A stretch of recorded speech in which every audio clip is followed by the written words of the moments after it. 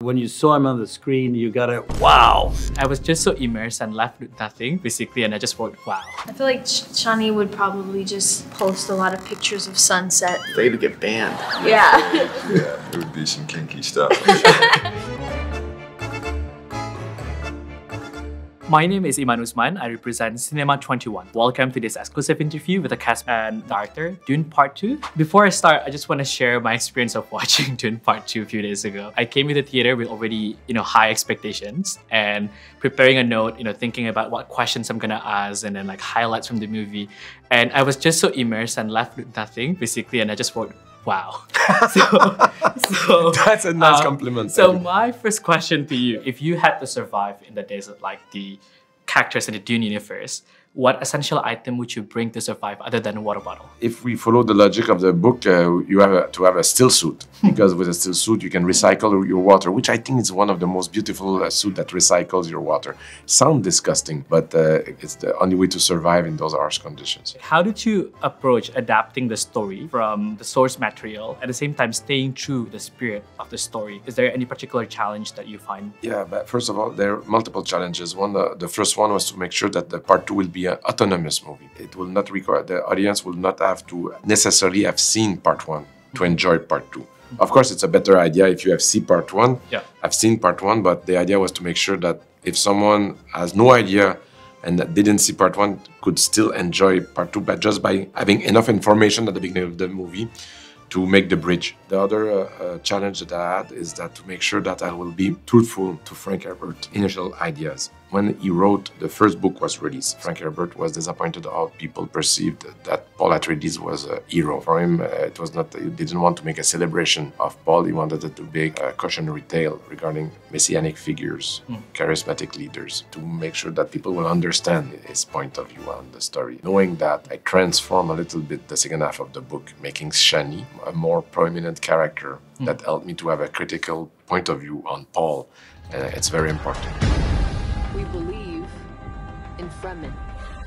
Let me fight beside you. Reload! Your character Chani plays a pivotal role in Paul's life. Not only that, it is also so central to the story and the broader narrative. How did you prepare to bringing her to life? I think I give most credit to Denis because I think something that he did so spectacularly in regards to the difference between what Chani represents in the books versus this kind of interpretation is he really gave her her own point of view and her own voice and perspective. And I think we get a glimpse of it because we hear in the first film, she kind of narrates at the beginning. So we kind of start to understand this person in a different context than we did in the books. And then, now I think there's a real deeper understanding of who she is. She's the only just human, she's has no access to power or privilege in the ways that the other people do. She's not a Bene Gesserit. I think she's just a human trying to protect other humans. I won't be fighting for him. I'm fighting for my people. Which I think is ultimately why we kind of always end up going back to her as this moral compass or the moral center. But I think that's just who she is, and what she's fighting for. And within that, we gotta find a love story too. I think that was the most intricate part and really relying on Denis to kind of guide the way. Dune Part 2 is known for its epic scale and intense action. How did you prepare, especially, for this character? For Paul Atreides, though, and the intensity what he goes through in this moment, I just stuck very closely to the script. Second movie begins right where the first one left off, where he's sort of abandoned, gone through personal tragedy, is in love, or beginnings of love, and wants to become part of these people that he admires and worships and respects. And then the nature of the movie brings him to places he doesn't necessarily want to go, but he has to go. And as you put it, the journey is intense. It's just simply what it requires.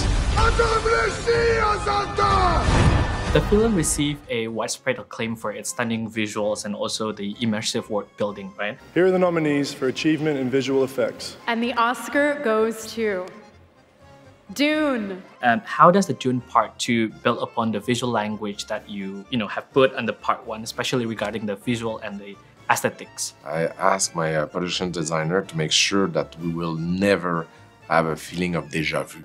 that we will create all new sets and that we will also never go back to the same spot in the desert, that we will find new locations that just make sure that audience will always feel that they have something fresh in front of their eyes. Baron Harkonnen is such a character with many layers, from his standard outlook to his psychological manipulation. How did you prepare for a role like this, and what aspects of the character do you find most challenging yet rewarding to portray? What we did was, since he has rather few scenes, but is very important to the story, we had to create a character that was present all the time, even if he wasn't in the scene. Denis doesn't want a lot of dialogue. He wants to play with images mostly. We got rid of a lot of the dialogue and we created this monster, enormous monster that sort of, when you saw him on the screen, you got a wow.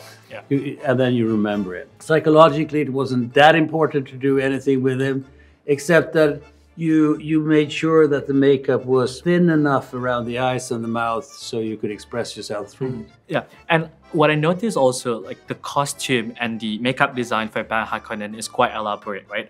How did these elements help you to get into the character? Of course, a very big obstacle is 40 kilos on you, and you have difficulties moving. Wow. But so you have to move with difficulty in a way that is realistic for a fat man. Yeah. So you move like this instead, and even if it's not convenient or if it's not pleasant, because you get slower movements, and the slower movements became also more threatening. Yeah. You appear in both part 1 and part 2. Is there any difference in terms of how you dig deeper into the character between the part 1 and part 2? No, it was easier in one way. The second part, because I've done all the groundwork. Yeah. I just played him. Denis wanted him to be more tired because he'd been poisoned by the gas and stuff. And then I got to play a sort of enthusiasm because I met someone who was more evil than me. Show me who you are. Baron Harkonnen is also known for his skills in combat. How did you prepare especially for that combat scenes? How was it like filming for those scenes? I started months before I ever started filming. I think it was about 6 months before. I started training just generally in Kali, just Filipino stick fighting. We started with sticks and then we moved to knives, and did that for about 6 months, and then started working with the stunt team, so Roger Ewan and an amazing stunt team. And then our first day of meeting, we immediately got into the fight, and then we had, I don't know how long it was exactly, but we had a decent amount of time to really just train and obsess over that fight. We're together, we've been working so hard for such a long time, and we're surrounded by all these amazing artists that we both respect so much, and it was incredible. One thing that I noticed when watching the film was the scoring. It is so fundamental in setting the tone and elevating the cinematic experience of the audience. How did you approach the scoring? I will say that Hans, again, like in part 1, was my closest ally. He, like me, is someone that absolutely adore the book and know the book into details. And it's really with Hans I could have like a very deep discussion about the journey of the character.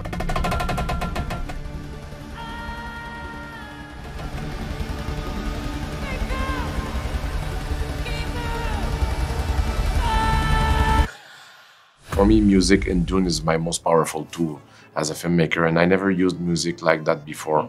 But what Hans did is absolutely stunning and essential to the success of the movie. How does it feel to be directed by such a legendary and visionary director like Denis? Yeah, it's wonderful. He's such a human being. The set was, nobody was screaming, everybody was laughing and joking. He is extremely concentrated, but he's at the same time light, and he improvises and he invents things on the set. He's not only sort of filling in the blanks that would have he decided at home at the desk.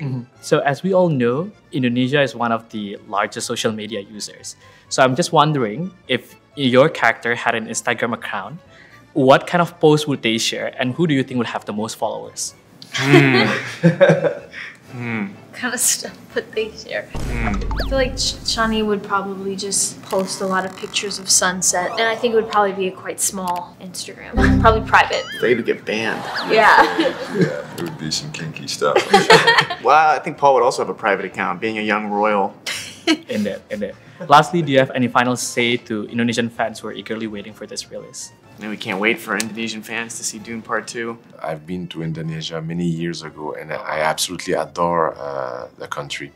I hope I will have the chance to go back one day. We wish we could have visited with this film, but we know there's great enthusiasm for the film out there. And my friends and I worked very hard to create this movie, to be embraced and to be seen into a movie theater, because that is the way we created it, to be the most immersive experience, and you can only receive that the full quality, the full potential of the movie with a big screen and the sound system of a movie theater. Because it is really, really cinema. Asik kan videonya? Jangan lupa like, subscribe, dan komen ya. Sampai bertemu di video selanjutnya.